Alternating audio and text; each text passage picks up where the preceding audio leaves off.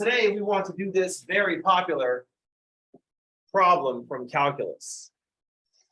It's like when you're writing a jukebox musical and you're going to pull like songs that are currently going around that people will recognize. The whole point is when the person on stage breaks into a song that's popular, you want to have seen and heard that song before.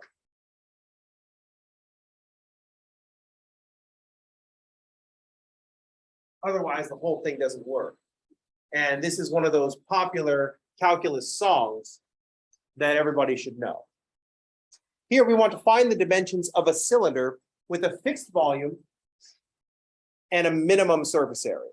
So we could phrase this as we're trying to build a can efficiently.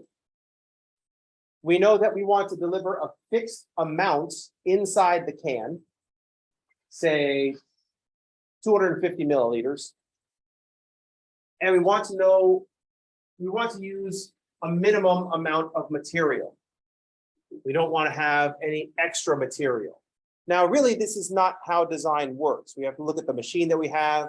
We have to think about how the can is made, because you know that the can has on the bottom, it's like that big divot in the middle. Like I said earlier, we can't design a can with these right angles, especially if we're going to put something carbonated in it, which we are totally going to do because this is America. And if we can't have sugar and carbonation in our beverages, then we're just not going to be happy. But if you try to put carbonated beverages in a can with right angles, that is just going to explode as soon as the truck goes over a bump. And then you're going to open it up, and then the Red Bull is just going to hit you like a big old wave. I don't know if the wings that you get after that are permanent, but it's going to be sticky, which is gross. But at least let's get some idea about how we should make this radius and the height. Then we'll look at our calculations and imagine what the can looks like, and we'll say that's not a soda can. Let's just make it taller and skinnier. All right, let's take a look. Notice that we have two things going on with this cylinder. There's a volume and there's a surface area. Let's write down formulas for the volume and the surface area. The volume of a cylinder is easy to calculate. It's just area multiplied by height. That's all we ever do to calculate. That's how we go from 0 dimensions to 1 dimension. We just take that 0 dimension and stretch it out across a length.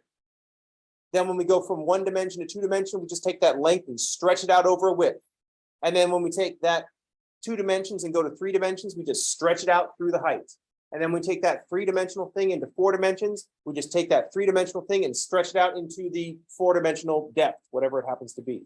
That one's hard to picture. I live 3-dimensionally, so I think most people do. But I'm just going to take the area of this circle at the bottom.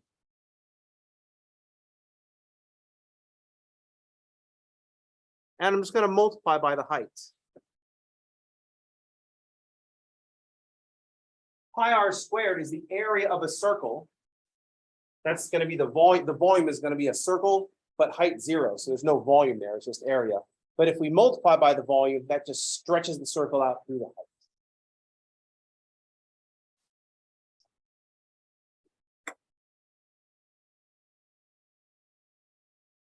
The other function that's running around is the minimum surface area. That's our objective, is to minimize the surface area. So the surface area of our can is a circle on top, a circle on the bottom, and then a rectangle around the sides.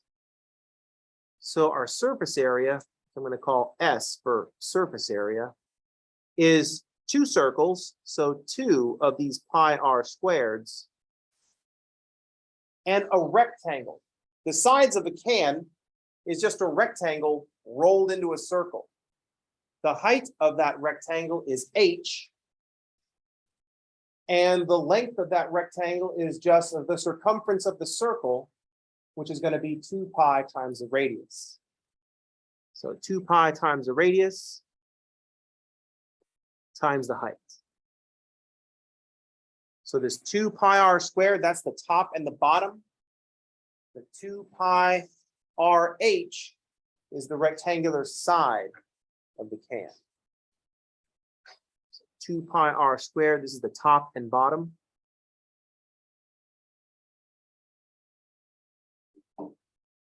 And this is the rectangular side.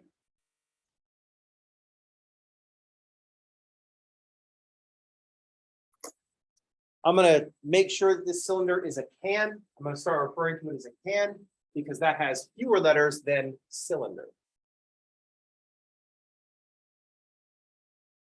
Any questions?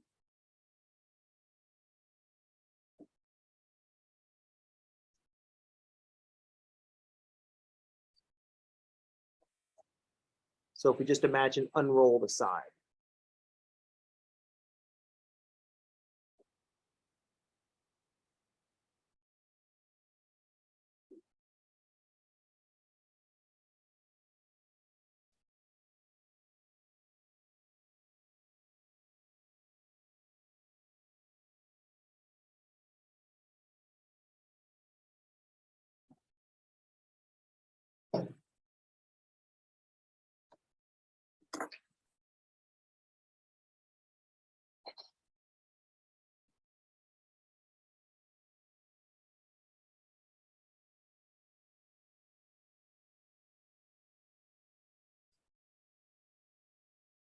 First, we're going to notice some things what are going on here. You might recall that this is single variable calculus. You're like, oh, Leach, you said this is single variable calculus, and I look up at this can and I see two variables. What gives? There's an R and an H in both of these expressions. But also notice there are two expressions, one of which I'm about to drop a constant on. Which one? Oh, I said fixed volume. So I said we have a fixed volume. That's going to give us a relationship between the two variables, R and H. Once I have a relationship between R and H, I can look at that surface area and make a function of one variable. So that's going to be super handy. Then we're back in single variable calculus game. Then we can start doing our derivative business. So let's suppose the fixed volume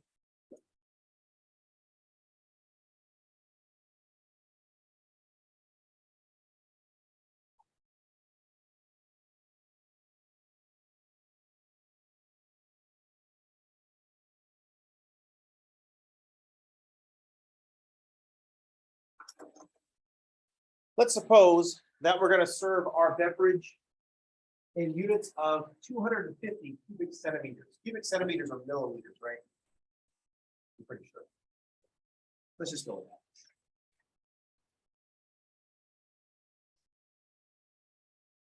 So this fixed volume creates a relationship between R and H that I can substitute into our surface area.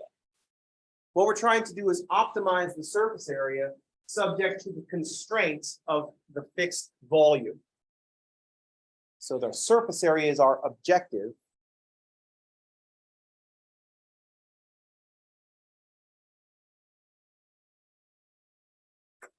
And our fixed volume is our constraints.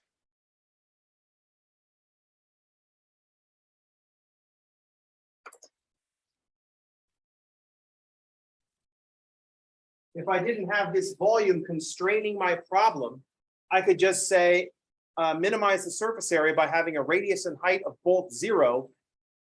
Then I will have a minimum surface area of 0 cubic square centimeters. That's not very helpful, but it is the minimum that I can contain with the can. So having this constraint means we're not going to be able to just go all the way down to 0 to minimize this function. So what we're going to do is the same thing that we always do when we have two equations and two variables. We're going to plug one equation into the other equation, just as if we were trying to solve a system of two equations and two unknowns. I'm going to take my constraint and I'm going to solve for H because it will be easier to solve for.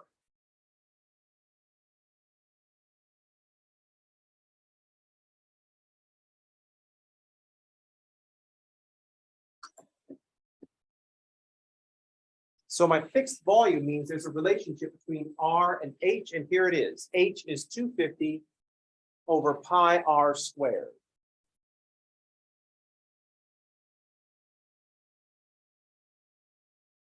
Now I can take this and plug it into my objective and have surface area of a can with a fixed volume of 250 cubic centimeters as a function of just the radius.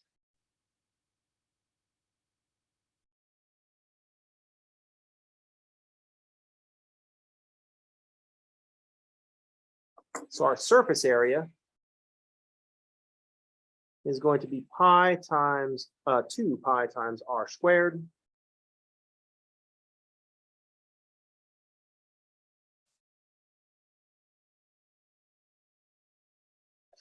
plus 2 pi times r times h, which is 250 over pi r squared.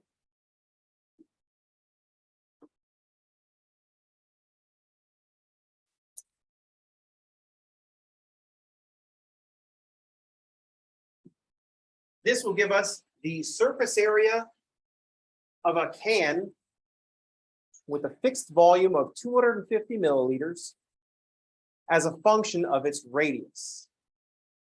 This is the function that we want to minimize. Any questions? We're gonna simplify this. Let's see. So if we simplify this, we have S as a function of R is 2 pi r squared. We'll have 500 over R.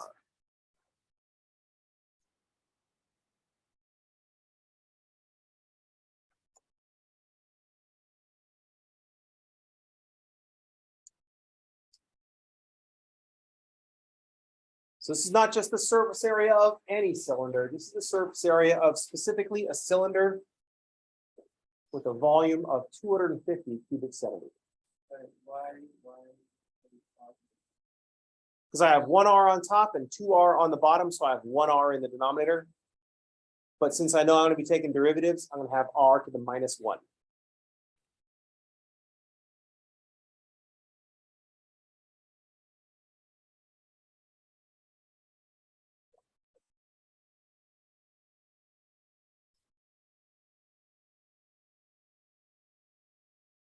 This is calculus class. We just learned about finding minimums, which is what we want to do, minimum surface area. And so we know to find a minimum, we take a derivative, set it equal to 0 and solve. And then hope that we get concave up as well. So now we start doing calculus stuff. S prime of R is 4 pi r minus 500 r to the negative 2.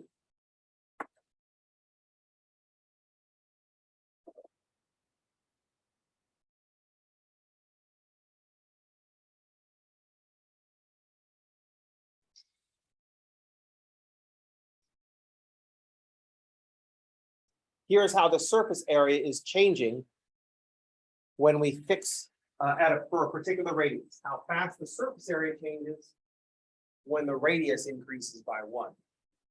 We want to find out when this is going to be at a minimum. So we're going to set this equal to 0 and solve. So this equation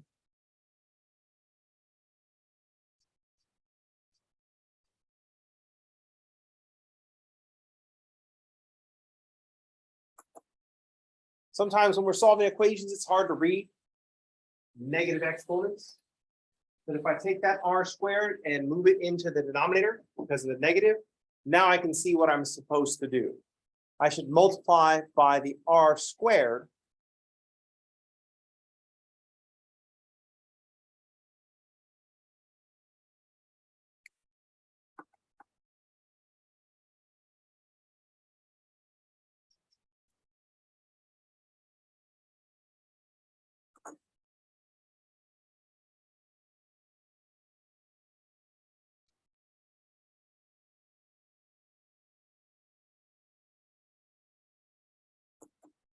We multiply everything by r squared, we get this 4r cubed minus 500, our nice polynomial equation. So that makes us happy.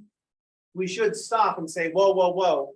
We can't just multiply everything by 0. What if the radius is 0? If the radius is 0, then we won't be able to build a can with a volume of 250 milliliters. So we're not worried about that case. Although we should always worry about that case. Every time someone proves to you that 0 is equal to 1, at some point they divide it by 0. Don't let them do that.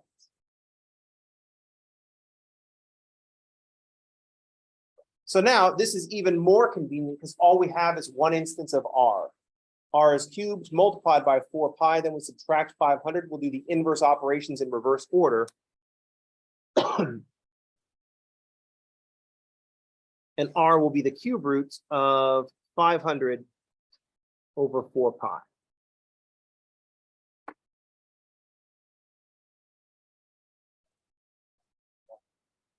Yeah, 125 over pi. It's a cube root. And I'm about to grab my calculator.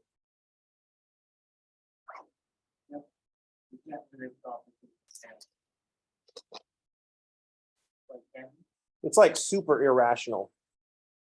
Because the 125 over pi, that's irrational because the pi is irrational. Then we make a cube root of the irrational. It's just even more irrational. It's just like super irrational. So what is the cube root of 500? I hit 5. Yeah, well, divided by 4 pi.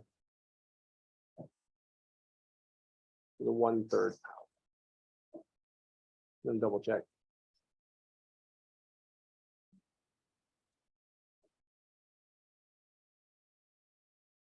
So apparently our radius needs to be 3.414.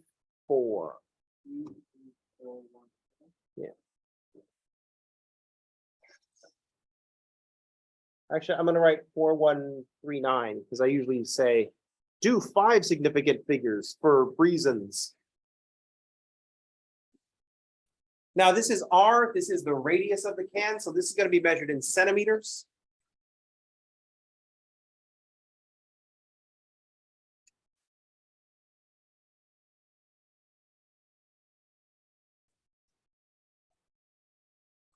This is only half of the dimensions that we need. So we should go back to H and figure out what H is.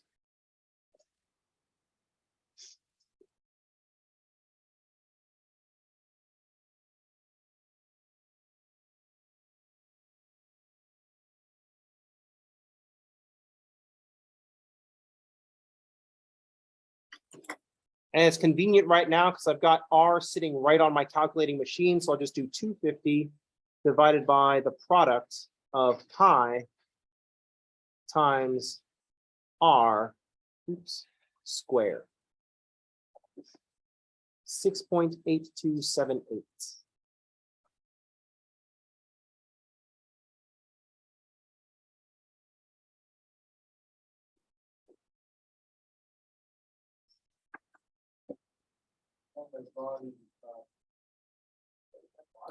Yeah, 250 is going to be our volume divided by pi r squared to give us the height.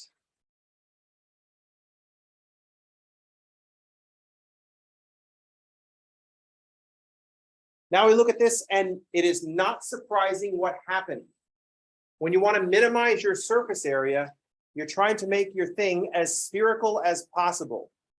Notice that our height is 6.8 and our radius is 3.4, which means our diameter is about 6.8. The material always wants to make a sphere. We've constrained our material to make a cylinder, but that cylinder is trying real hard to be a sphere. And I gotta tell you, if you try to sell soda, I'm assuming that this is probably some kind of energy drink because of the smaller volume and the fact that this is America. Look how spherical this can is trying to be. It doesn't look like a beverage can to our consumers' eyes. It looks like a can of friggin' tuna if it was shorter, but it has more of a tuna shape. We're not going to buy that and drink it. It's like, oh, what is this? Tuna flavored energy beverage? Could be a hit. I don't know. I know other markets have much more interesting flavors of it.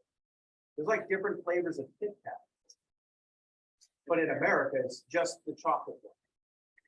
Kind of tragic. There's different flavors of Pepsi. but in America, it's just malted battery acid.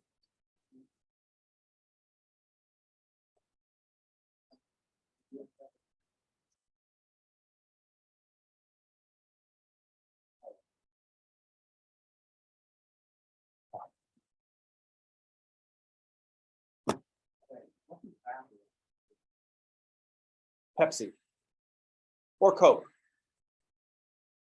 Keep in mind, if you prefer Pepsi or Coke, I'm not really sure that you can tell the difference. You just were joined onto a team. You probably got that from your parents. Like a lot of things that you believe, you just got that from your parents. Your parents thought Coke was better because their parents thought Coke was better, because so now you think Coke is better. Unless you're rebelling against your parents, in which case you have Pepsi parents and you're like, oh, no, Coke is better. And your parents are like, oh, get out. At least that's what we were made to believe in the cola wars in the 80s, where you just had to escalate and get a higher and higher profile celebrity to try to sell Pepsi. And Pepsi at one time was actually trying to convince the world that Michael Jackson actually would drink Pepsi. And I just don't believe it. I do not believe that if I like rocked up to Michael Jackson's house and opened up his fridge, that he would have any friggin' Pepsi in the fridge. Like up here, hey Mike, I'm gonna grab a Pepsi, is that cool? And he's like, oh hey, I don't have any Pepsi, what are you talking about? That's what he sounded like, yeah, like a regular voice. He put on the voice, singing.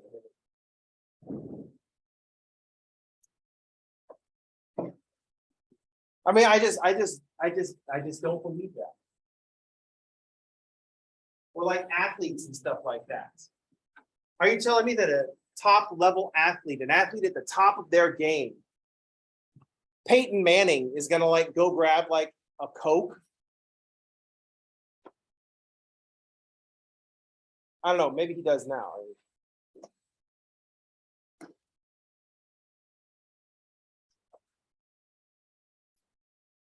Anyway, what are we talking about? Coke doesn't do that. Coke tries to convince you that polar bears are going to drink Coke. I don't think polar bears dig Coke. I haven't met any polar bears. But I would be surprised if I went into a polar bear's house and in their fridge, there's a freaking bottle of Coke. Anyway, what are we talking about? Oh, yes. So we've got the dimensions of our optimal can, and then we send this over to marketing and said, this is the dimensions of the can that would be most efficient. And marketing says, no, we're not going to try to sell soda in tuna cans, you idiots. But this is mathematically what's going on. Now, we did not confirm that this is actually going to be a local minimum. So we're going to hang on. Is this a minimum or a maximum? We should check. We should classify this.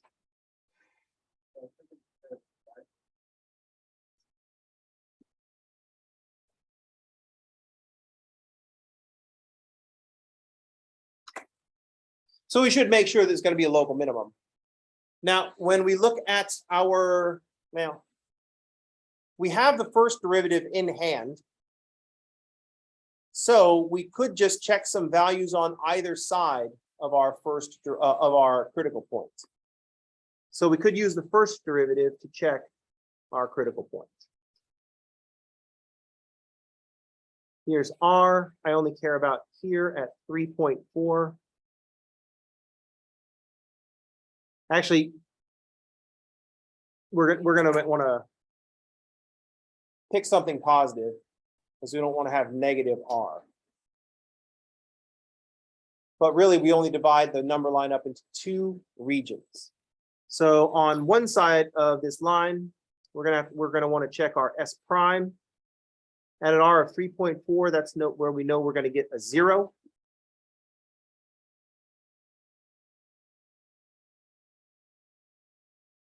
If we check S prime at, let's say, 1,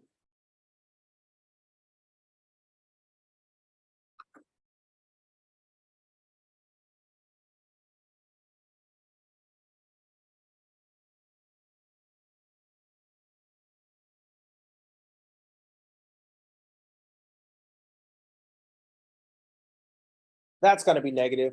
4 pi minus 500, that's definitely negative. It's negative enough. I don't even care what the number is. I just care that it's negative.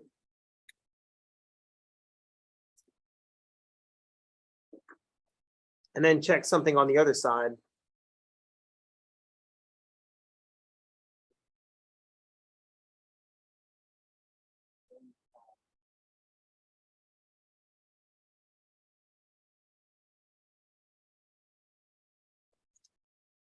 So we're taking 4 pi times 10 and we're subtracting 5. That's going to be positive. So yes, we go for the S prime goes from negative to positive at that 3.4 radius. So S goes from decreasing to increasing at that 3.4 radius. Therefore, we have a local minimum.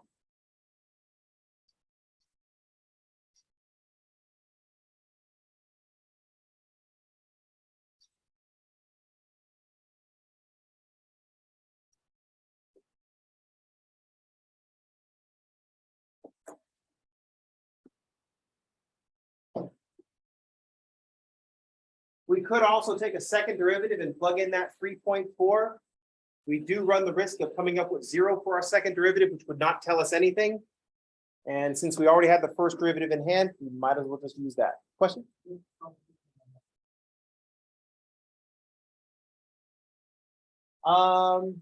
Well, not quite, because it's not a polynomial.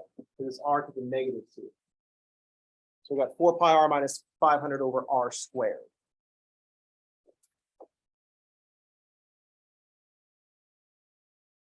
If we're interested in maximums, what we could do is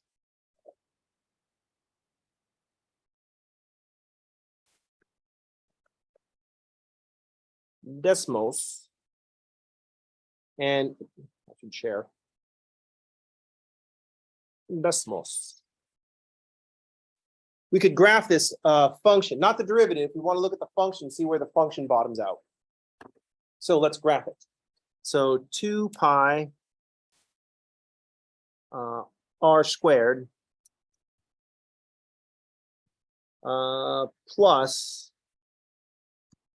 500 over r.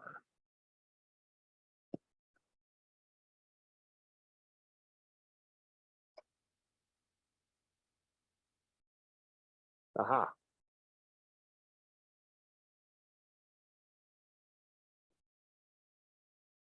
And there's that 3.414.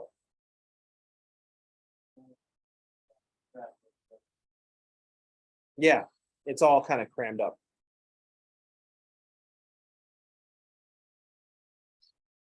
And also, by doing this, we found out that the surface area will be 219.689 square centimeters of material, which is, as we stated earlier, not how cans work, but it is how math problems work.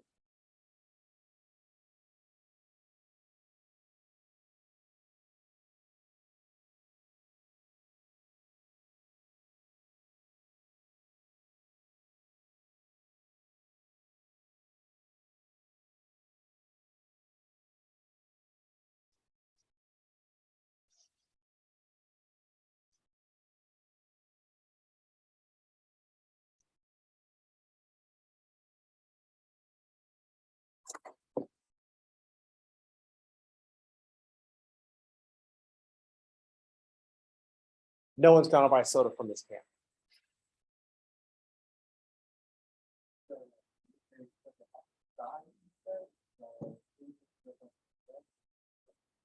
I don't even know. I think they just decide what they want the can to look like. Because seriously, would you like drink out of something of this shape? I'm holding up the bucket of sanitary fight back wipes. Because it is roughly as tall as it is wide. And no one wants to be drinking out of this, especially not this size. Although 7-Eleven disagrees. 7-Eleven's like, oh,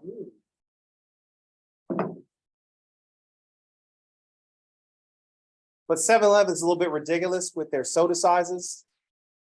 It used to be like the big gulp was 16 ounces. And now 16 ounces is like, no one drinks out of a 16-ounce cup anymore. People, that's like a coffee size cup. But it used to be that when you ordered a cup of coffee to go, you got this little styrofoam cup and it held about 4 ounces. But now people are ordering 20-ounce cups.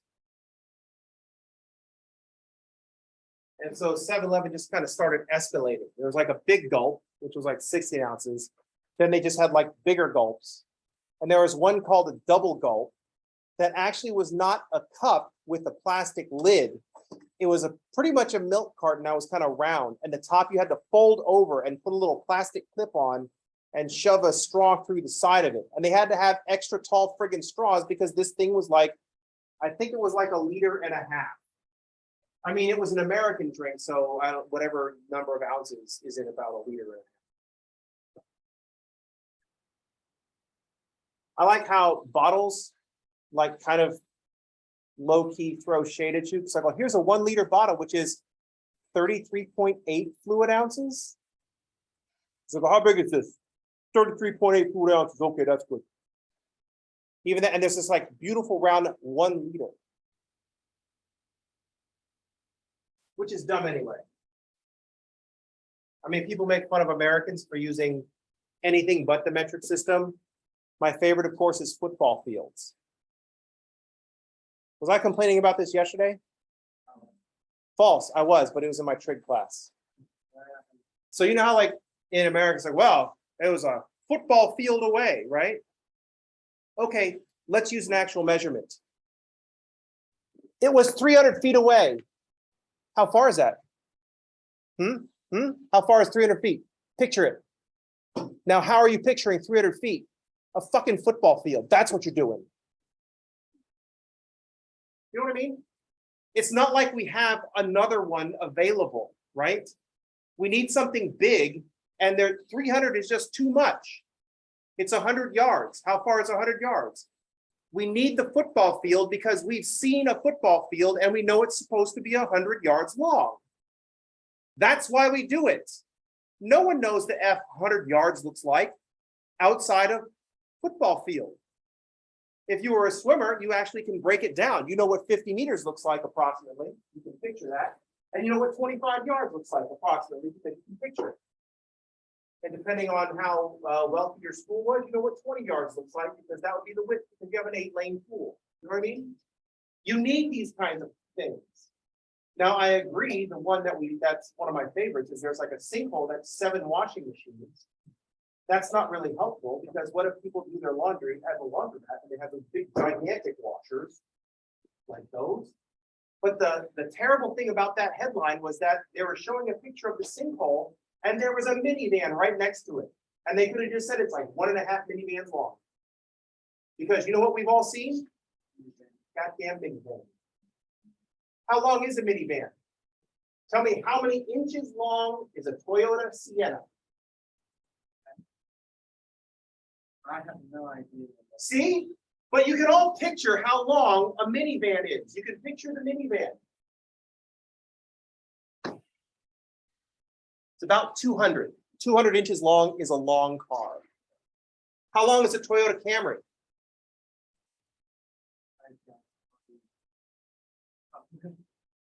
Does anybody know? How many of you drove here in a Toyota Camry? Or a Toyota RAV4? Or a Honda CRV? Or a Honda Accord? They're all about the same size. Someone tell me how long it is in feet or inches or millimeters. Don't care. How long is it? It's not really a useful measurement to talk about things in meters or inches or feet, especially when you got something that we can round it off to in our minds. So a Toyota RAV4 is about 180 inches long. How far is it from that corner to that corner? How many cars can you put here? How useful is your measurements if you can't picture it? Do you know what I mean? It's really annoying when they're, measure things in football fields. Your measurements need to be in things that people can actually picture. This is a hill that I'm going to die on, internet. So F off. All right, that's it for this week. I will see you all on Monday. Never go learn how long your car is. Thanks for playing. I am not good at it.